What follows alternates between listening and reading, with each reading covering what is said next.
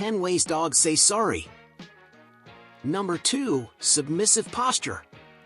Dogs can adopt a submissive posture by lowering their ears, dropping their head, or even lying on their back, showing vulnerability and seeking a truce after misbehaving.